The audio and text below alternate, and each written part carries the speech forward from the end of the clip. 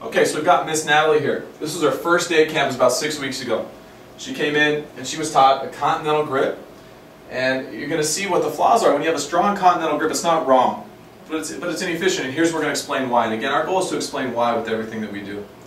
Okay, so again, we put her on video first thing because she can't cut her own hair. If I'm telling her, hey, you got to have a composite grip, and it's just because I say so, it's going to be tough for a player that's been playing for a while to really believe in that.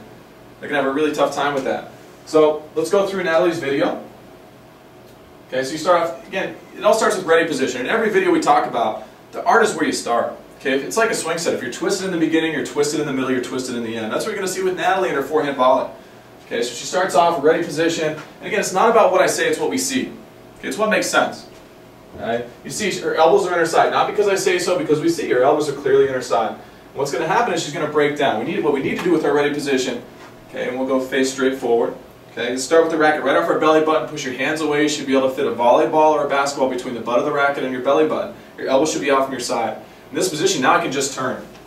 Okay, because it's really about the least amount of moving parts. I turn in this position, square the racket face, go out to the target with a composite grip. I'm stepping at a 45-degree angle. Okay. So we go forward with Natalie. She was twisted at the beginning with her elbow tucked in her sides. Her hands are too close. Okay. So she starts to turn. You can already see she's opening the racket face. She's got a strong continental grip.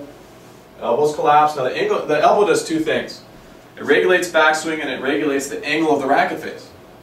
Okay. So as she turns, you're going to see the racket face is going to be pointing straight to the sky. She wants to volley straight ahead, and the strings are pointing towards the sky.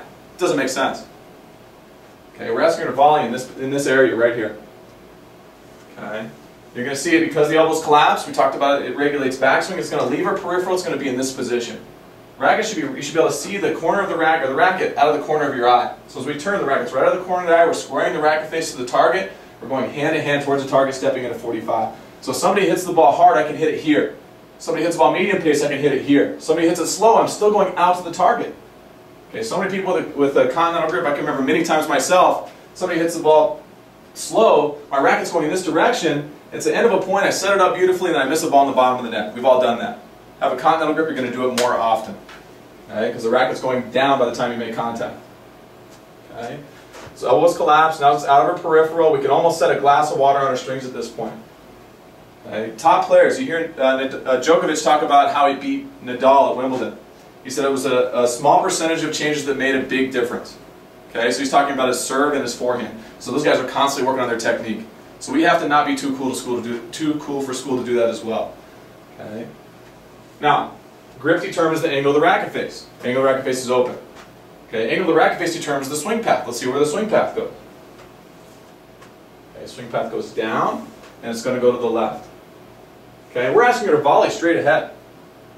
Okay, so again, don't think in terms of right or wrong. Think in terms of efficient and inefficient. Out of 1,000 times, how many times am I going to put the ball to my target? Okay, you can do it. Clearly, you can do it with a continental grip and do it this way. That's your choice. But we're not here to make you do things. We're here to give you information. Right? But we're going to be so much more consistent taking your palm and your racket face out to the target with a composite grip as opposed to a continental grip. Okay. So the next portion, we're going to see how Natalie takes her ready position. It's going to be much better. She's going to turn from her ready position and just provide the direction from the ball, direction to the ball. Okay, we're going to see she can do that on the court. She can do it in a parking lot. She can do it in her house. We're going to show you how to do that. That's next. Okay, so we're here with Natalie. We went through her in-classroom review where we saw that her elbows are in too tight, her ready position, her hands are too close. So as she turns, racket face is open. Right? She has a strong continental grip. Okay, so grip determines the angle of the racket face. Angle of the racket face determines the swing path. Swing path is going down and across her body. So she understands that now. She's been with us for 6 to 8 weeks now. And here's what she did. She had a tournament 2 weeks ago. First thing she did was come out, and now she's doing this type of work right here. So first off, she's going to start off with volleys against the wall. You can do this against a back fence. You can do this anywhere that's flat. Let's go ahead. She's going to take her ready position. And the art is where you start. She's going to start off with her hands away from her body. She'll be able to fit a basketball or volleyball between her belly button and her butt of her racket. She's going to turn her whole body. Leave her hands alone. She's going to step hand to hand, squaring her racket face against the wall. She should be nice and low. That's great. Okay, she can step a little more to 45. Okay, but that's good. Stepping forward, square the racket. And again, on a low volley, you would get low. You'd open the racket less than 10 degrees and send the ball back where it came from. So you do have to open up the racket face. Obviously, when the ball's below the net. Okay, let's do another one. Right, she just turns. Leave your hands alone. Better players, simpler the system. Good. And then second progression. And, you know, you don't need a court to do this stuff. Gets done with the tournament. She wants to keep getting better throughout the tournament. So she goes out, she says, Dad, will you toss me some balls? We're going to do toss and catch.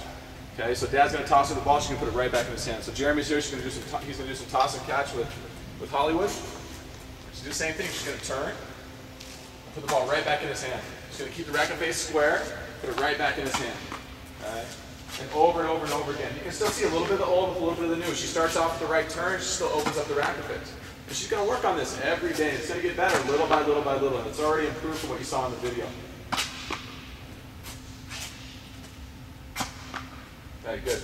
And so remember, you can't be too cool for school. If you want to make a difference, Colorado tennis is struggling right now. Okay? And the reason is that most kids aren't willing to do this stuff. They come out, they got matching clothes from head to toe, they got a bag that's bigger than them, right? And they can't keep two forehands on the court. Okay? And we have to not be too cool for school. We got to go out. If we want to make a difference in Colorado tennis, we have to start doing things like this that lead up to matches, that come right back to this again.